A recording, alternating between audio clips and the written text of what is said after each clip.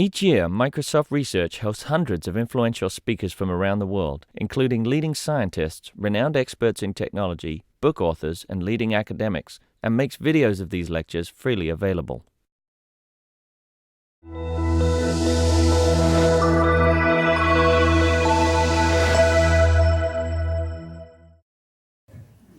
Okay, I'd like to welcome you to this talk today. And for the two of you that don't know who Robert Scoble is, I'll read a brief introduction. Robert is one of the world's best-known journalists. Scoble is best known for his blog Scobleizer, which came to prominence during his tenure as technology evangelist here at Microsoft. Currently, he's the startup liaison for Rackspace, the open cloud computing company.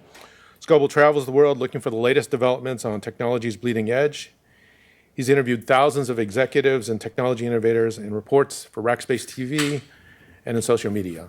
And I'm thrilled to have him here. I know all of you are too. So we look forward to hearing him talk about the age of context. Let's welcome Robert. Thanks. Oh, man. It's a big honor to be here. It's been a while since I've been back at Microsoft.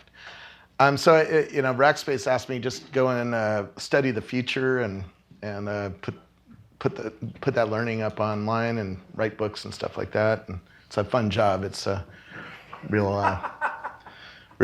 So the book came out of a bunch of conversations I had almost 2 years ago now. So the book is starting to need a little bit of an update because since then beacons have come out, and we'll talk about some of the newer stuff I've seen. But I started seeing 5 trends that were all happening at the same time. And what was really interesting is these 5 things are fusing together to make a new kind of software possible. And the first trend was sensors. We just are seeing an explosion of sensors on us, around us. You know, I'm wearing a sensor on my wrist. There's 7 sensors on your phone. Some of the phones now have 9 or 10 sensors. My Nest thermostat has a couple sensors in it. My drop cam is really a sensor. Every time somebody walks by my front door, my phone has a notification, and on and on. And the second trend was the amount of wearable computers was exponentially growing. This is a guy up in Vancouver who makes the guts of the Oakley Airwave ski goggle. He runs Recon Instruments, which has it shows you where on the mountain you are, how fast you're going, the hang time of your last jump. There's a sensor in this thing, and there's a screen here. It's pretty cool. The Basis watch is a wearable with a heart rate sensor underneath it, so it can watch your sleep pattern. It knows whether you're really exercising or not, which compares to this one, which just is studying motion. And then we have the Google Glass, which we can spend some time talking about later. And 2 kids from Stanford put a HD video camera inside the sunglass frames, and they're pretty hard to recognize that you're being videoed. Add on to that, the data about our location is getting sharper. We were just talking about Cortana and how it compares to Siri, and one of the real feature benefits is that it can do stuff as you move around the world because it knows the context of the place you're going past. You know, if you're going near a hardware store, maybe your app will say, hey, it's time to go and pick up that screwdriver you put on your to-do list, you know, kind of thing. And the amount of data socially is growing exponentially. You know, when I worked here at Microsoft 8 years ago, Twitter didn't exist. Facebook barely existed, was for college kids. And today we are seeing Twitter has 500 million tweets, and it's going up exponentially. So that alone, when you see exponential numbers, you know that businesses can start or thrive on that. And we'll talk about a few businesses that are built on top of that. And then I just keep seeing a bunch of database innovation, partly because the data center is changing from hard drive-based data centers to SSD-based data centers, partly because the costs are coming down on data centers, and partly because the data flows are just getting so extraordinary. I just interviewed yesterday the CTO from SunPower, which puts solar panels all over the globe. And they're already getting 50 million sensor readings from solar panels a day from around the world. And the data flows are getting crazy. And so, Oracle is not the way you're going to build your data system for that.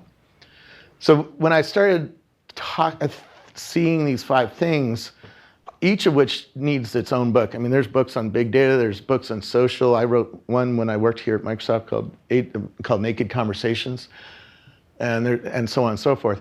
But when I sat down with several of the execs at Google and other places, they said there's something happening where the software we're able to build is changing because of the computer we're carrying in our hand.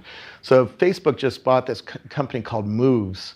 I don't know if any of you have used Moves, but it already knows whether you're walking, running, driving, or biking just based on the sensor patterns. So, this lets us do a new kind of operating system, particularly when if you have the data of what's on my calendar and you have the data of what's in my email, you can build a new kind of system that assists you as you go through your life. So let's talk about some of these products that are coming along and what it means for us as human beings. What I'm seeing is products now are becoming highly personalized, and the Oakley ski goggle is a great example. It has my ski data. You put it on, and it's not your data. It's very personalized to me. And when we visited Oakley, they were saying, well, we're going to build products that are going to be custom for you, custom 3D printed, custom data, and the product is going to change based on on what you're using it for, what kind of conditions it's going to be sensing, et cetera, et cetera. This company is really interesting. It's called Tapingo or Tap and Go. And how many people have heard of this before? Yeah. How did you hear about it? I saw the product in Whistler. Okay. Pretty impressive, yeah. Yeah. So this is for college kids right now.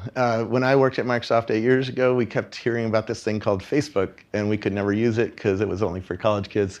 And we know the rest of the story there. If you're at Santa Clara University, you use Tapingo to buy everything. You buy your coffee in the morning, you buy your sandwich, you buy your books, you buy everything on it.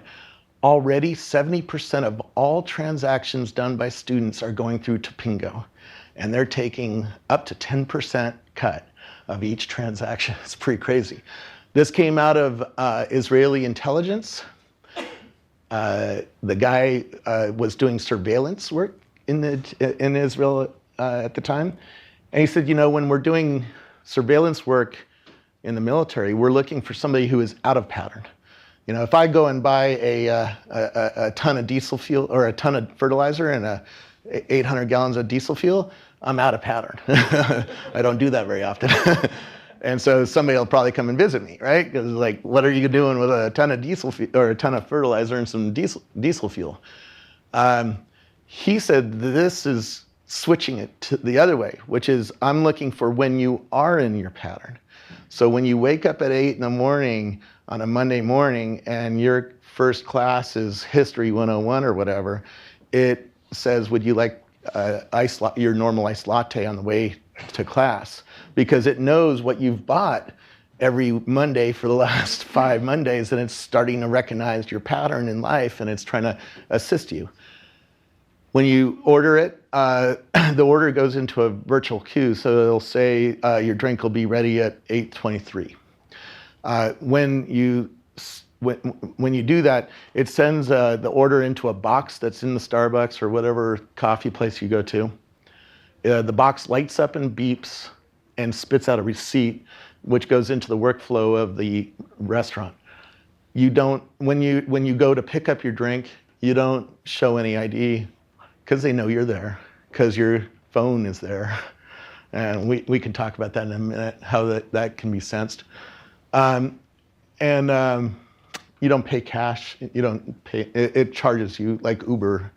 When you take an Uber ride, you don't pay any cash.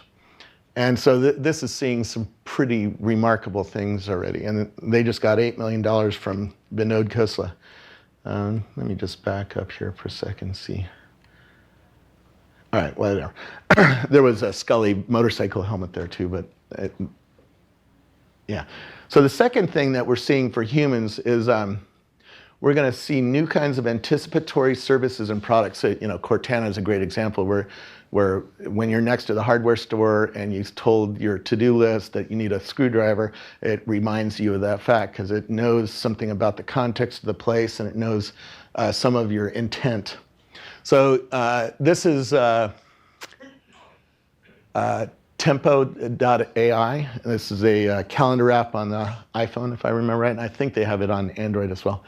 It looks into your calendar, into your email. This came out of the SRI where Siri came out of, and looks out on the internet for stuff. So one day on my calendar, I just put Flipboard, didn't put anything else, and it found all the emails back and forth between me and Mike McHugh at Flipboard, and it also found the correct address, which they had just moved to a new office 2 weeks before that.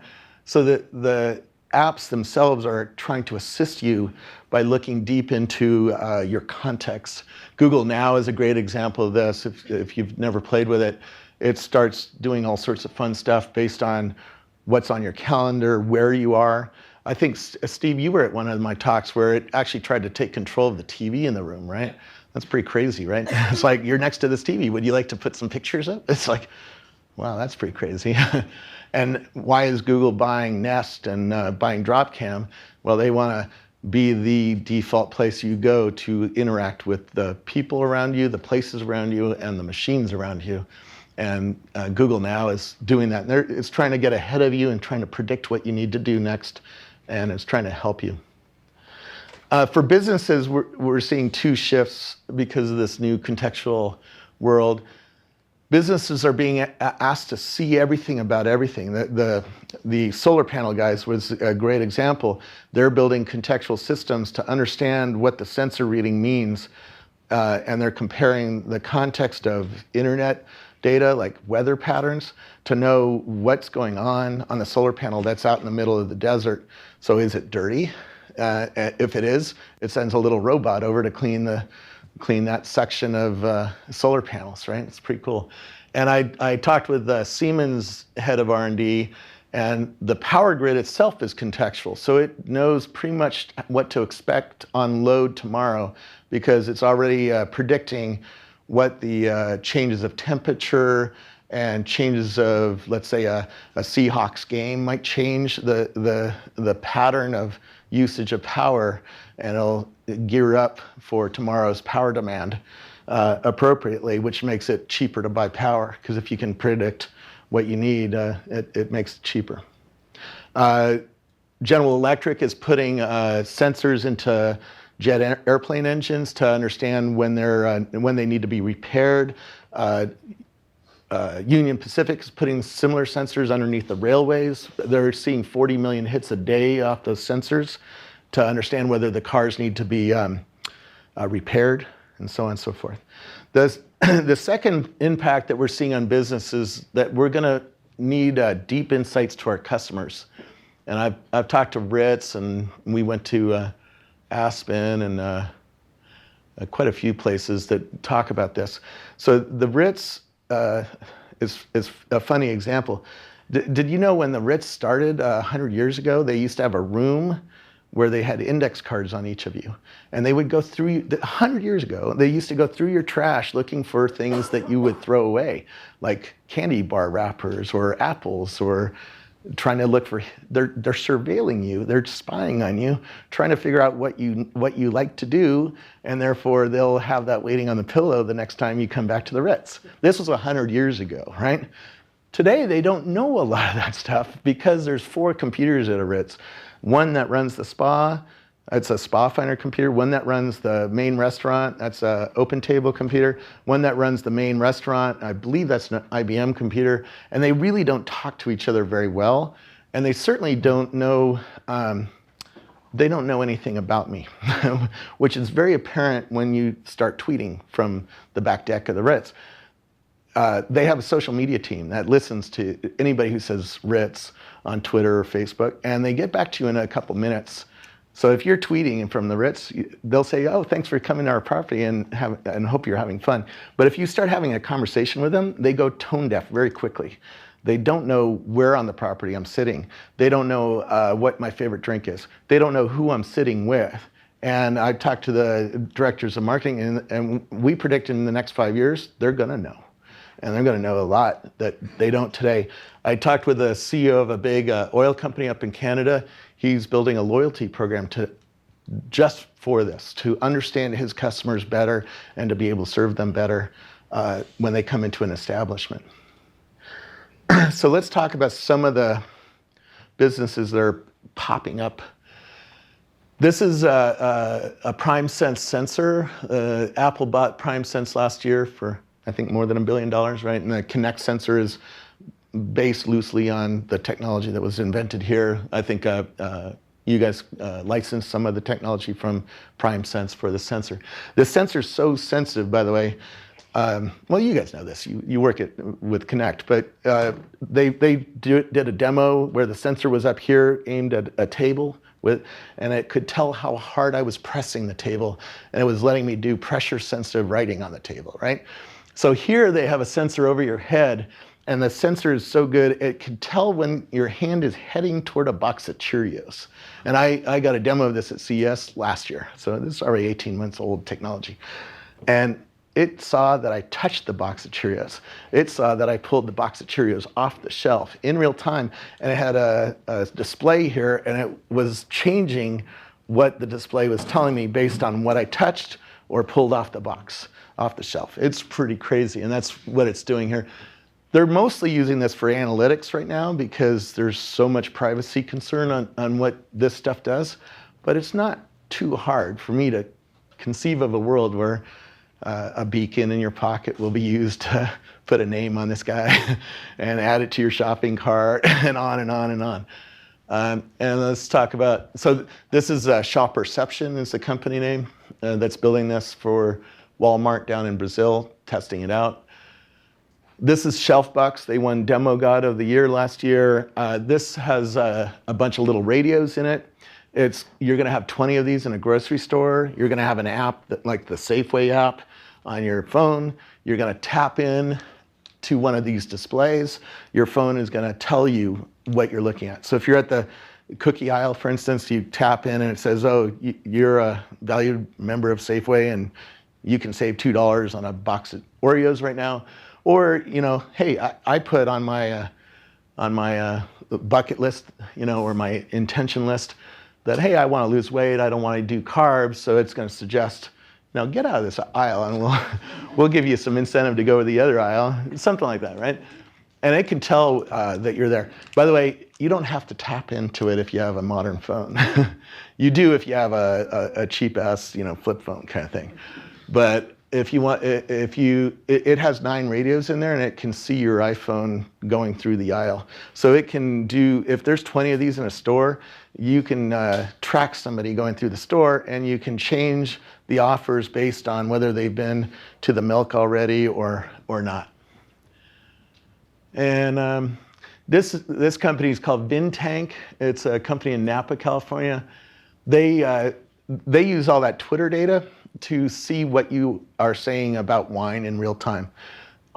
So if you say, I love Chardonnay, it's putting you into a database and building a profile on you, just by one tweet. And they're seeing 1.1 million tweets a day about wine, that we are all doing about wine. Probably half of those are coming from Steve Brovak, right? Brovak runs the Dent conference, he's right here.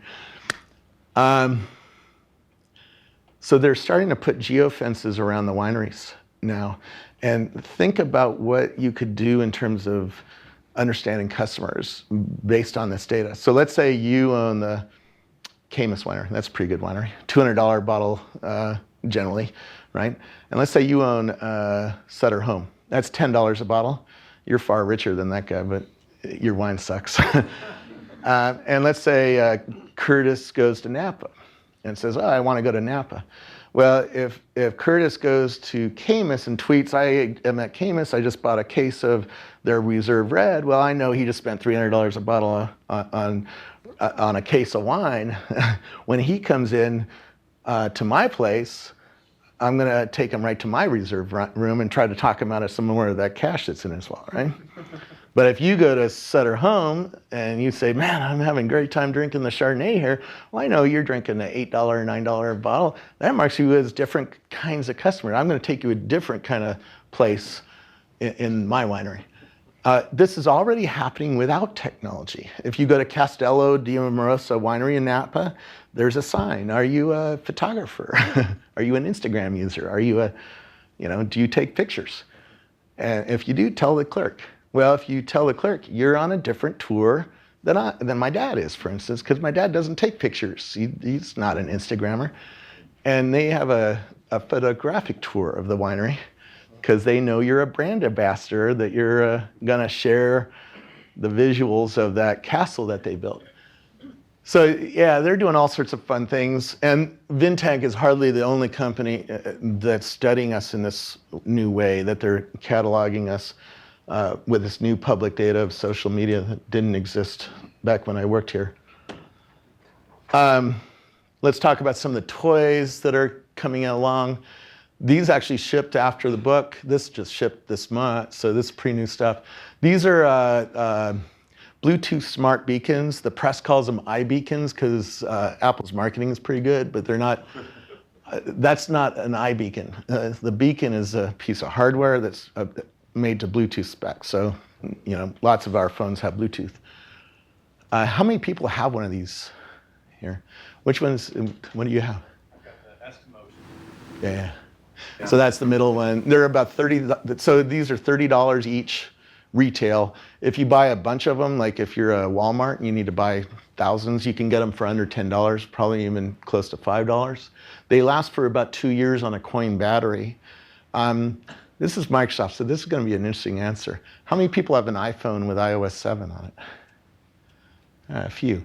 You're all carrying a beacon and you don't even know it. It's probably not turned on because the software hasn't been turned on. But if you have a newer app like Highlight, that turns on the beacon. And so the beacon spits 3 numbers into the air every second. And if I have a phone like an Android or an iPhone that can see this beacon, I can know how close I am to you. So let's say we went drinking tonight and we're sitting around for an hour and a half in a place. Well, now the system would know we're in close proximity. A new version of Facebook could ask, hey, why didn't you friend that guy? He's not on your friend list, but you're with him, so he probably is a friend, right? Suggestion, right? And it probably can auto-check us in, sort of like the new Foursquare Swarm is doing. And we're going to see a lot of these things. The newer sports stadiums are getting these all over. Sacramento Kings put 35 of these up. Apple actually paid for all the baseball stadiums to have, I think, up to 60 in a stadium. So as you walk around with your phone, the app that you're running will show you different information based on where in the stadium you are and possibly even who you are with. So they're already planning on ticketless entry to the stadiums, navigation, contextual meals coming. Hey, it's 7th inning. And you always get, a hot dog delivered. Do you still want that? Sort of like the Topingo thing, et cetera, et cetera. I bring in cars and other things in the book. We talk a lot about what's going on with the car. This is my friend Andy, who owns a Chevy Volt. The Chevy Volt has, I think, 100 sensors on it. It generates, I think, 200 megabytes per second of data. Most of that data is thrown away right at the point of capturing it because it's running an airbag sensor or a fuel sensor. But some of that data is stuck around. The car itself is changing to be an API, and you guys know this. But the fact is that the car is our biggest wearable computer we got, right? And our phone is going to interact with the sensors in the car and do things. And Mercedes just announced a contextual car at CES this year, and it's going to know whether your kids are in the car. So if I say I need pizza, if I have an executive in my car, that's going to mean something a little different than if my kids are in the car, right? Because if Curtis and I want to go to pizza, we want to go to a great pizza and not, some place where there's a lot of kids, right? And they showed in live time how the system can switch based on the context of weather, driving conditions, who's in the car, our requests, and other things. And it goes all the way up to self-driving car. I've interviewed the guy who built the LiDAR on top, David Hall at Velodyne, and all the way in, and talked to the guys who run BMW. It's a little bit off topic for the book, but it really is a contextual system. It needs to know what's coming ahead so that it can respond appropriately. Waze is a good example of this. Waze, just the other day, it really saved my bacon because it started warning me there was bad traffic ahead, and I turned a turn on the freeway and it was just dead stop. And if I hadn't been paying attention and I didn't have Waze yelling at me, God knows, and this is how accidents happen, secondary accidents based on dead stop traffic on a freeway. The self-driving car can know that from the contextual systems that we're building and predict that it should start slowing down going around the turn so it doesn't have to do a panic stop. Mobile is changing how we approach cities. When I grew up, my dad never wanted to live downtown San Jose because that's where the poverty was. It was where the crappy grocery stores were. It was where the crime was. We just visited Curtis Wong's office, and he was showing me all the crime statistics in Chicago on a Surface computer. It was pretty cool. You should see his demo if you haven't seen it yet. But now my son wants to live in a city. It's changing into we call it a new urbanist, and we identified several of these people who want to live in cities. And I think it's partly due to the services that are available in a high urban density neighborhood. For instance, I have an office in San Francisco, and my house is in Half Moon Bay, California, which is about 45 minutes away. I can't get Uber in my house. I can't get Instacart deliveries of groceries. I can't get eBay now. If I'm in my studio and I lost my Apple power supply because I left it up here on the table, I can have one delivered to me in less than an hour, right, in San Francisco, but I can't in Half Moon Bay. And the government now is getting on the mobile phones, right? So if I see a pothole or a problem, I can talk to the mayor, or the system and report that, right? So the city is getting smarter and more fun to live in, and the services are outstripping the suburban neighborhoods. And it's causing a shift in our society, which I find is fascinating. I think I put a drone video in here just to be gratuitous, geeky. But this is my new DJI drone. Drones are turning contextual too because they need to understand how to get back to home, how to fly around things. Apple Computer is building this new headquarters, and they have a drone that sits on a robot that changes its battery and its memory card and then sends it back up and lets it see the process of building this headquarters. So they have a time lapse off their drone, but they also can see in real time, almost real time, how the trucks are coming on and is everything moving smoothly, and do they need to make any adjustments in the workflow of building this new building. And it's pretty interesting. It does bring into light another privacy problem, which I'll talk about in a second. We should spend some time talking about wearables on the face. I wore a Google Glass for a year last year, and I'm not wearing one, obviously. And I can talk to you about why, but it has a lot of deep flaws for consumers around change of social contract. There's a piece of glass between us and it lights up and I have to look at it and you can't see what's on it. So it bothers a lot of people. And I couldn't figure out what was bothering them. And they kept saying, "You're recording me." No, you can see that I'm not recording you. It's the social contract that it changes. And I want it to fold up. I can't fold it up. So they're fixing some of that. Oculus Rift is an interesting product. If you haven't put it on yet, you can you put it on and you see this 3D world and you move your head and the sensors change what you're seeing. and it's really immersive. Meta is a company that's sort of melding both ideas together into a very futuristic pair of glasses. It has a front-facing 3D sensor that builds a new model of the world as you look around it. So it can lay user interface elements or games on the floor, or change the floor, or put a stripe on the floor, whatever you want, in its software, so you can play around with the real world. Now it's augmented reality. And it has two 720p screens, and I think a front-facing camera, and it's pretty interesting. The problem is this is still too heavy, too expensive, and it's 3, 4, 5 years out. I think, this year and next year is pretty much going to be about this, and maybe sensors in shirts and shoes. This is a little bit further off. Glass is going to be used in vertical markets, I think. But all of these are really contextualizers. The Google Glass is the first consumer electronics gadget that knows where I'm aimed and can change what it displays. I use this app on my phone called HomeSnap. And if you use HomeSnap, you take a picture of the house that you're looking at, and it tells you the MLS data. It tells you how much it's sold for and all sorts of fun stuff.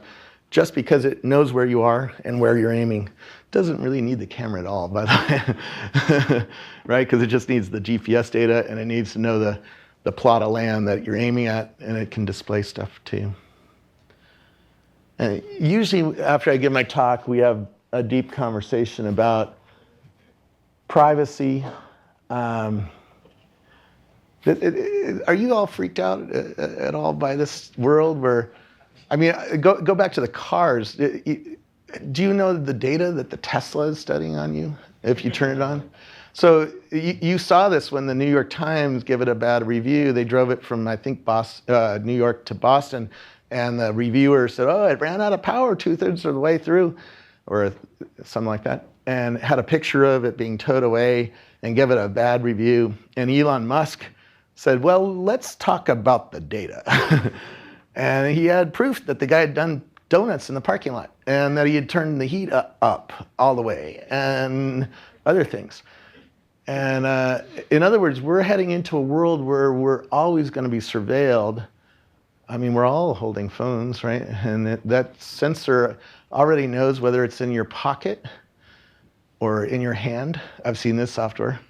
Or whether you're walking around with it. It changes on the screen to say you're walking around right now, because it can sense that you're working.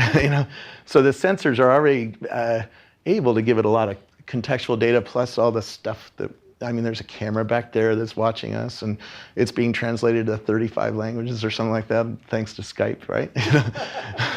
Right? It's crazy, the world that you guys are building. I assume that we're going to do it, and we're going to do it because there's going to be utility. And at this point, I usually ask people, how many don't use credit cards? Is there anybody here who doesn't use a credit card? Yeah, I didn't think so. It's very rare that somebody raises their hand and says, I don't have a credit card. That's the largest gifting of private information to a public company we've ever done, far more than some of this stuff will do. And we do it because we get deep utility for doing it, and we're protected against being robbed, and we get free credit, or credit that we pay a lot of money for. And I think this stuff is going to be the same way. These 3D sensors are going to shrink down to the point where they're going to be in your phone or in a gadget, right? And we know that because this is the guy who runs PrimeSense, and he showed me a stick of gum, and that's the new sensor.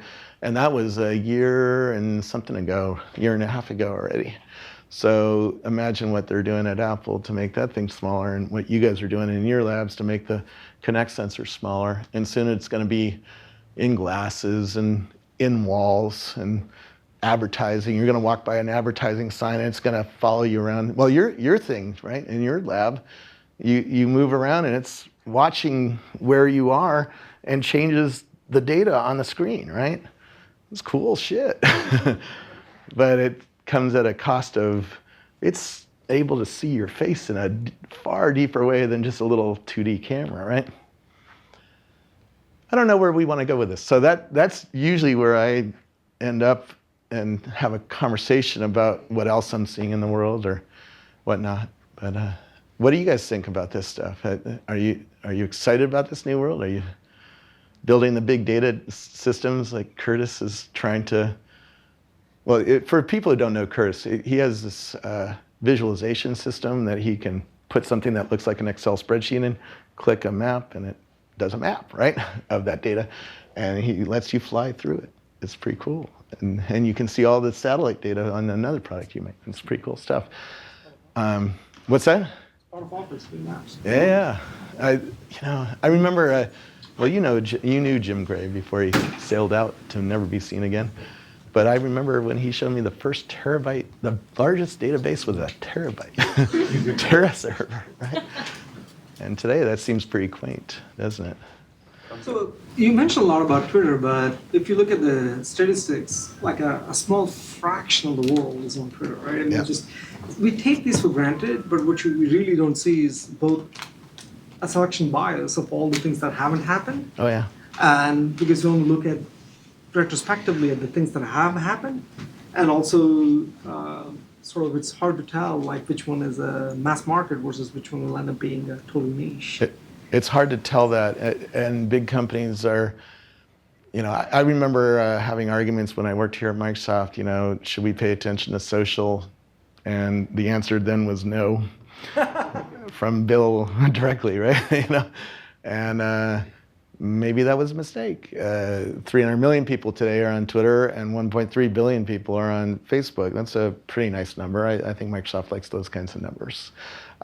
They're finally starting to get to the numbers that that move the needle at a company like Microsoft. I assume that if there's utility, that people will adopt. And I am seeing utility in better calendars and in better shopping systems. And Amazon, right? Amazon published our book. When you buy just one book off of Amazon, it starts recommending all sorts of other things because it puts you in a queue with people like you who bought that book, and the suggestions are so good. And that's stuff that's 5-10-year-old technology. It's not really mind-blowing new contextual technology on your mobile phone using sensors to study me in some new way, right? Yeah. Do you think this is actually changing things that much, or is it more bringing it to the broader market? Like your Amazon example, that was available a long time ago to the publishers, where they had all the data of what books were selling, and so that's who they would actually choose as their authors. So it'd be what was available for purchase rather than saying, buy this. Yeah, Is this really much different than what's going on before? I think it really is a change. Talking to the Google has a contextual operating system team that's like a future version of Android. And they really say it is a shift in how you think about software. Because, when Microsoft started out, it was put a computer on every desk, right? And the computer never moved. And you didn't need to write software that reacted and changed based on what it was next to and who it was with and what kind of sensor reading it's seeing as it's being moved around. So that's a pretty big shift. I think it's a pretty big shift. And startups like Moves give you a little taste of what's coming. I saw a company that just uses 2D cameras and just looks at faces and already can tell your age plus or minus 5 years just by looking at your face with a 2D cheap-ass camera, no Kinect, kind of sensor. And it can tell your gender, and it can tell your emotional state. At SRI, I saw another system where you just read 200 words off of a card, and it can already tell about 70% of the time whether you're suicidal or not. But you think about the emotional experiments that Facebook's been doing, trying to see how addicted do you get if I show you 10 happy posts instead of 10 sort of sad ones. It's a new level of software that's mixing social with sensors with big data insights like what you guys are working on at Microsoft Research. Yeah. As an author and changing the subject just a little bit, what is your perspective on the pricing pressure on, that these content delivery mechanisms have on the industry. You mean? Oh, that's interesting. If you mean from a book publisher standpoint? Yeah. How many of the people who bought a book in the last month, who bought it on Amazon? Yeah, I asked that question 2 years ago, and that's why I give up. My book is not available at Barnes & Noble or on bookstore shelves unless they buy it from Amazon. And here's my first book was published by Wiley. We've already made 3 times more money, even though we sold about half the copies. So for a book publisher, for a book author, this is a good thing. Plus, I don't need to deal with committees. I hate committees. Thank you, Microsoft, for teaching me that lesson. I hate committees and I hate bureaucracy. And with my first book, if I wanted to give you a free copy, I would have to convince a committee that it was worth giving you a free copy of my book. And in this world, it's my book. I can give you a free copy. It costs $5, right? And if you buy it, it's $20. With the old world, you only got a paper copy. Today, now you get Kindle and Audible. Audible and Kindle, by the way, are 2/3 of the sales of the book. So 1/3 is paper. Most people are buying electronic copies. And the Audible, I don't know if you knew this, but I didn't know this before I published this book.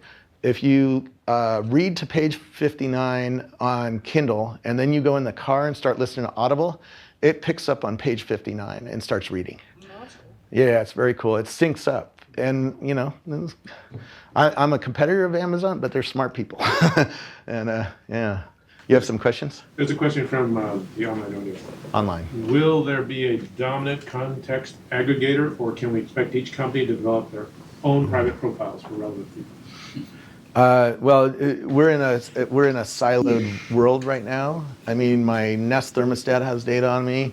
My Dropcam, even though it's owned by the same company, doesn't hook up to that, right? I assume it will.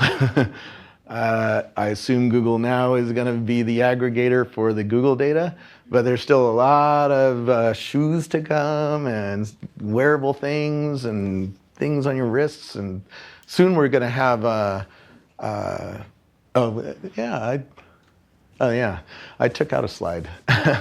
There's going to be health packs on us soon. I visited an R&D lab in Dublin, or in Cork, Ireland, that makes silicon-based needles, and I put my finger on it. It felt like sandpaper, but the needle goes deep enough in your skin to pull out a few cells of blood and do something with it, like test it for a glucose level or whatnot. So you can imagine you're going to wear a little thing like this that's going to do all sorts of stuff. At SRI, they have a sensor that today is this big that senses whether you have pancreatic cancer out of a few cells of blood, right? And so we're going to, 10 years from now, we're going to wear things on our skin that are going to tell us whether we're having a heart attack tomorrow, whether we have seriously, there's sensor coming that tells that looks at certain chemicals when your heart gets under stress. It's going to warn you that you need to go to the doctor now. Most people know that today. Like, a good chunk of the population will get a heart attack, and they don't do anything about it. Yeah. I have 2 friends who've had quad bypasses, right? And they were lucky enough to get to the doctor in time. Hours do matter in some of these situations, right? And having a sensor, that's what I'm saying. There's going to be deep utility to doing this stuff. It might save your life. It might tell you need to go see a psychiatrist if your words are coming out suicidal, right? Like that card did, right? Yeah. Hey, I really love all the concrete examples you gave, kind of like, here's location-based sensing. You can understand what wineries people have been to and market to them accordingly, right? Yeah. For the camera example you gave at the end, understanding facial expressions and, yep. More broadly speaking, automatically understanding every detail of what's coming off the cameras and what pictures online actually mean. What do you think the utility will be in that? What are some of the fallout we'll see or advantages of being able to do that? Well, the first one is marketers going to use it to figure out how to arrange stores to maximize their profits. Let's just be honest. But we're going to use this kind of data to understand the Facebook news feed, right? Take that emotional experiment to the next level. If I show you a happy post, do you actually smile? Do you laugh? Does it make you have an emotional reaction in your face? If you read something about Gaza right now, does your face change? I bet it does. And so it could feed back that information that you didn't even click like or dislike or hide. Your face showed it, so it could make the feed better. We should spend a whole hour talking about Facebook. My Facebook looks completely different than most of your Facebook. Let's pull it up, I mean, we do have the internet here. But most people's Facebook feeds are full of memes and stuff like that. Well, here's Jason taking a picture of me right there. But here's Scott Jordan, CEO of the guy who made my shirt.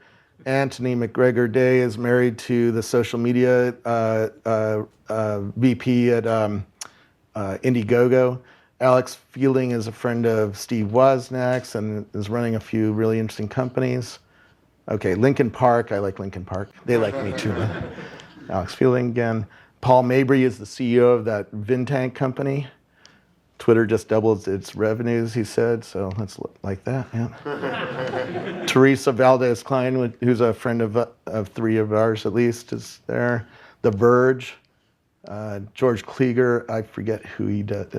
He's a photographer. Sam Levin runs PR for JBL. So my feed is very different and has a lot of tech on it, a lot of tech news most of the time, where most of my friends' feeds are full of memes and cat photos and cute videos and stuff like that, because that's what they clicked like on. They trained the filters to bring them more things to addict them more, right? So, this is already turning contextual, and this is not one algorithm running this feed. There's hundreds of algorithms that are looking at popularity, sentiment, what might actually be in the content. Is there a person there? Is there a happy person, right? Because if they did their emotional research properly, they know how many happy posts to put in here to addict me to this thing and make me click refresh again instead of going back to my normal life. Right? Right? Yeah. Can you talk about adoption patterns for some of this technology? So you had Tempo, for example, which I think is a great app, but it failed in the App Store. It didn't do very well at all. There are a lot of companies and products that you and a lot of people in this room would be jazzed by, but the general average user just doesn't care. Same thing with your Facebook feed. I don't agree with you there. I sat at a concert and I sat next to an insurance salesperson from Chicago. He did have no clue who I was. And he was like poking on his Android phone. And then I strike up a conversation with him and he's like, have you seen this thing called Google Now? And I go, yeah. It is cool and I'm gonna feed it more data because it keeps getting better the more I tell it about myself. I'm like, you're an insurance salesperson from Chicago? Because you just said exactly what the Google executives would have said at their product launch, right? He already got it. And I think the world is going to get it. Now, I don't know who the winner is going to be. I mean, if we go back to when Bill Gates was building basic compilers, even he didn't know he was going to run the world of operating systems because he sent IBM twice down to DRI research to get CP/M from this little company down in Pacific Grove, and they fucked it up. big mistake. But I don't know who the winners are going to be. This is early days. I mean, the stuff I'm seeing on Facebook newsfeed is just giving a little taste of what it'll be like in 10 years, right? Yeah. Steve. Robert, can you comment on what you've learned in 18 months on expectations around privacy or what's changed? And specifically, should we be building some ridiculous control panel to put users in charge of their privacy? Or should we just be building a giant EULA that people click through and never see? We already had that. I like the control panel. Yes. I think both, but I don't know. If I knew those answers, I'd start a company, or I'd come back to Microsoft and run a product team, because Snapchat, for instance, has gotten popular. And when I talk to kids about why, because I go to Coachella and see people on different social things, and I'm like, why do you use that? Well, there's drama on Facebook. That's how they talk, right? What do you mean about drama? Well, if I click like on the wrong person's post, then the other girl goes, why are you liking her post? I have that drama at home, right? Why are you clicking on that girl's feed all the time? So Snapchat took advantage of a need to remove drama and consequences from social behaviors online because the post disappears, so the other girl can't see it for very long if it can be seen at all, right? And so there are product opportunities on both sides. I think there's a new digital divide. There is a new digital divide, not between people who can afford technology and can't, like we've talked about for 30 years, but between people who are all in, like me and that insurance salesperson, and people who are all out. I had dinner with Richard Stallman, and he's wearing a button that says, pay cash for everything, stay off the grid, no Facebook. In other words, don't be telling this company everything about you, because it'll be used against you. And we can talk about how it's being used against you, but there's a risk to all technology, right? That new digital divide is going to, there's going to be a lot of people on both sides. And so you can design a product for the people who are all out. And there's plenty of examples of companies that are doing new, very private Skype types of things like Silent Circle. And then there's lots of products that I think are going to go, I call it going over the freaky line, that are going to bring utility in a new way and ask people to give it a lot more data. I have a feeling there's more money over the freaky line than on this side, but I don't know. If I knew those answers definitively, I'd be building a company. Right?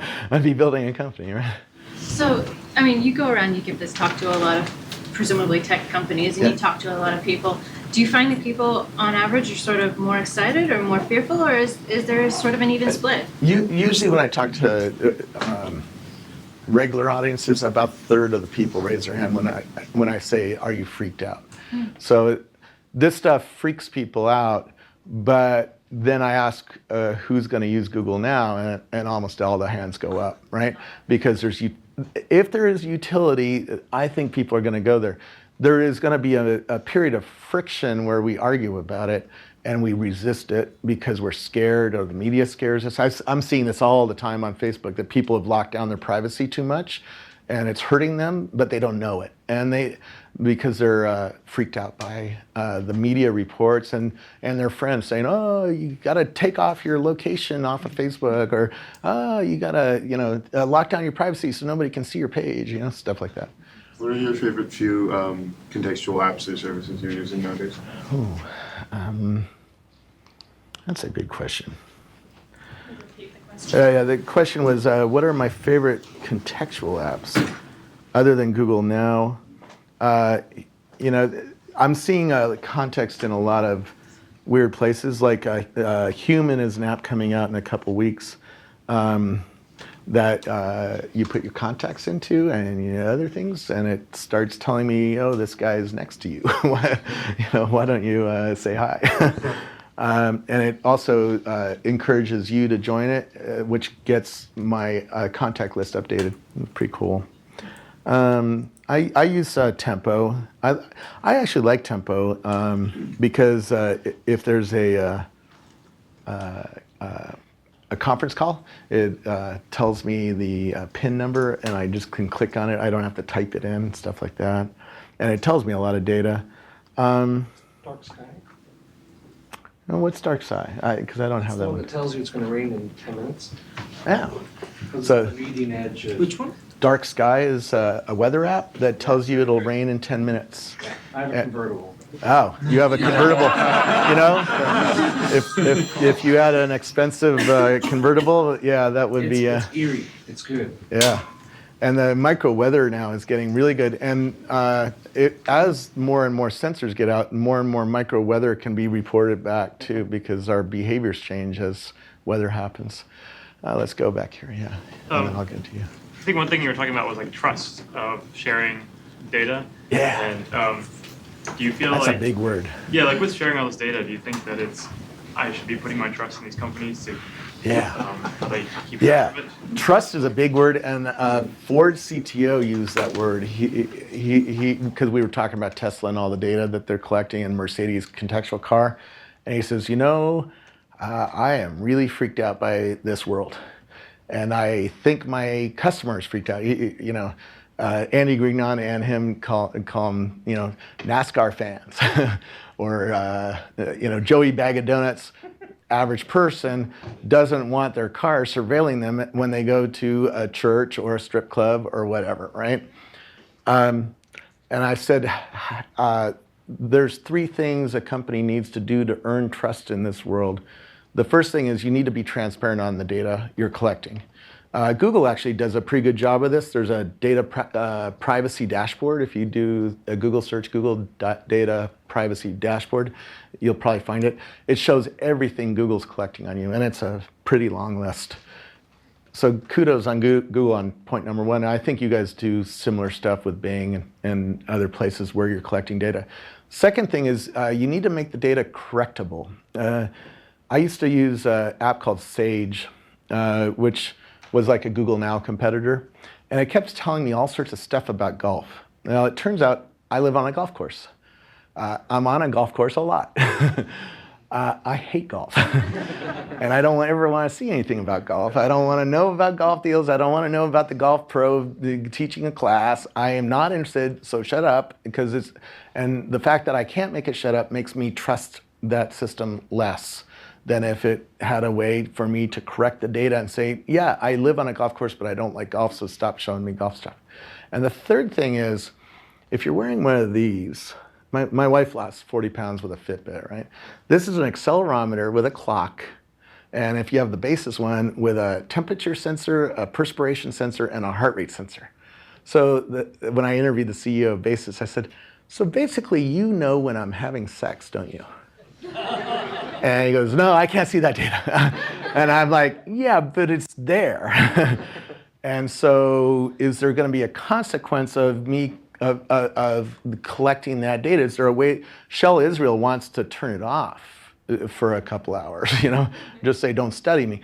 I disagree with him. I think I want to be studied in my life, but I don't want the consequences, which is why Snapchat popped up and is all of a sudden a multi-billion-dollar company, because there was a consequence of doing a behavior, and the kids are like, we don't want that consequence, so we're going to build another system that we can still talk with each other without the consequence. So the guy who builds my shirts, by the way, he has a transmission-proof pocket. So you can put your RFID, you can put your phone in there, and it stops transmitting. You won't get any phone calls because it's a Faraday cage kind of thing. And I gave a talk at Maker Faire in New York, and a kid in the front row said, yeah, I already built one. And he had already built something so he can hack the system and stay off the grid and control the consequences of this always surveilled world. So I think we're going to be in a weird place for a while where we're trying to figure out the consequences and figure out how to change them and stuff like that. Yeah. What is the one or two fundamental differences that you see between the Web 2.0 companies that went nowhere and the startups that you see today, like the ones that do sensors and other things?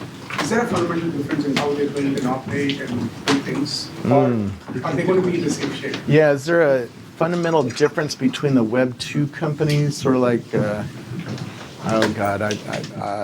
like Automatic, who built WordPress, or there's a whole range of them. All the ones that miss the vowels. Yeah. Versus this new company. I think the major difference is these are companies coming out of people who think about mobile all day long and think about the world of mobile that's going to be around them. there are people like Tony Fadell who built Nest, right? He came out of Apple, the iPhone team, right? And he understood mobile at a deep level, and he understood how to make a beautiful, great product that people would buy, and he created a lot of value very quickly. I think the next generation is going to be people who are adept at fusing data from multiple places and doing stuff like what Curtis is doing to visualize it, or have a feature pop up that uses the fused data to see something new in the world, right? But in a different way, in terms of the valuation that these companies get, even the Web 2.0 companies got such kind of valuations. Is there a difference at all, or you? Differences in valuations. I think. How do we put that? In '96, ICQ came out November 1st, '96, and it took 6 weeks to get to 65,000 users. Yo just came out, and Yo got to 2 million users in a few weeks. So the speed at which companies can be built is much higher than it used to be. So the expectations for investors on adoption is higher. But when you do get something that gets adopted, it gets adopted at such a fast rate that the valuations go completely crazy really quickly. Uber's a good example. I've given speeches all over the world, and every audience has had an experience with Uber, right? How many people have used Uber here? Yeah. This is a worldwide brand that is a only 4-year-old brand, right? It's a company that's only 4 years old. And it happened because of Twitter and Facebook and Google Plus and LinkedIn and Snapchat, because we can communicate with each other and say, there's a hot new thing right now, try it out. And so ideas spread a lot faster than they did, in the 70s, right? When you were mentioning about what's already happened with the credit cards, I talked privacy with other friends who are tech savvy or whatever, and they're saying, the world is getting so scary. Yeah. And I say, well, imagine a world where every time you go and buy a video at Walmart, Walt Disney is looking through the tampons you bought and the soap suds and what aisle you bought everything from. That was my first job at Microsoft 21 years ago, working with Disney, tracking that data. Yeah. It's not new. We actually have more control over it, more awareness of it now, but this has been going on. 10, 12 years ago, we're doing at Bing or MSN, tracking people's ads versus what, like the porn people and people on the senior side, we're tracking so much information so that one person visit one site that tells them they're interested in that, suddenly they're getting all their ads coming up. This has been going on for dozens of years. Yeah, so just more awareness. His point is that Microsoft has been doing this kind of contextual work for 20 years. True. In fact, the Google Glass was a thesis project in 1991, right, by Thad Starner. I read his thesis paper. It delineates what Google Glass is word for word, and it was in 1991. So we've been doing research that's pretty mind-blowing for a long time. It's just now it's in your hand. 20 years ago, you didn't have a mobile phone that every single human being is carrying around with 7 sensors on it, and you didn't have a Nest thermostat next to it, or a drop cam, or a Lockatron lock that's going to unlock your locks. Hilton just announced that you're going to unlock your locks with the phones, right? So that's what's changed. And I think what's also changed is we now have the data systems in place that are so large and so fast that we're now able to do real-time products that are built on top of data, right? A lot of the news feed, right? I mean, this is changing based on what we're all doing together. Waze is changing based on what we're all doing together. It routes us around traffic. If you're up ahead of me in an accident, it routes me around you, right? And that's a difference. I mean, when Jim Gray did the first Terra server, that was 1990, right? Terabyte. And that was the largest database in the world here at Microsoft in 1990. One more question. Yeah. So things have changed. You've been doing the work, but now it's real and it's part of it is that not just Microsoft, but the world has been silently mining all this data for years, and people weren't aware of what was going on, and they didn't have any control over it. and they didn't necessarily always benefit personally themselves because it was used against them. And I think now the contract of trust and productivity is different now. And the perception is there. But in order to make that, you have to now have a relationship where you're exposing, like you said, transparency and trust. Because now I go and I see that Amazon warns me that this product is available from another vendor at a lower price. But if you want Prime and 2-day shipping, you click this button. Now I can click the button because I know I don't have to go look to see if they're, going to gouge me. So let me see if I can wrap it up for the people listening. Your point was just that there's now it's a productizable thing. Data is a productizable thing, and it's in our hand. I think that really is a big shift. One last question. Who had the last? We're going to be signing books and. We have books in the back, and I'll sign them up front. Let's get one last question in the back. A quick question for you. In the PC market, we've seen certain form factors play out, and others not so much. Good example is netbooks. Are there certain form factors or, technology platforms that you think will be more abundant or do really well? And then also, where do you think the pricing's going? So first thing, what do you mean by form factor? Are you talking about like a watch or a? Glass or wearables, like fitness trackers. Are there certain categories, smartwatches that you're more bullish on? Where do you think pricing's headed? We're all. Repeat of history. I think the whole industry is going to reconfigure around whatever Apple announces on the watch. If the Apple Watch, there's a reason for it. If the Apple Watch sucks, the whole industry is going to change its belief about itself and is going to market differently. If the Apple Watch, if I get it and it's amazing, the whole industry is going to have to readjust around that, right? Because Apple owns a lot of the influencers and a lot of the rich people, and they're the ones who are going to decide on how important this is. I don't know. I don't know.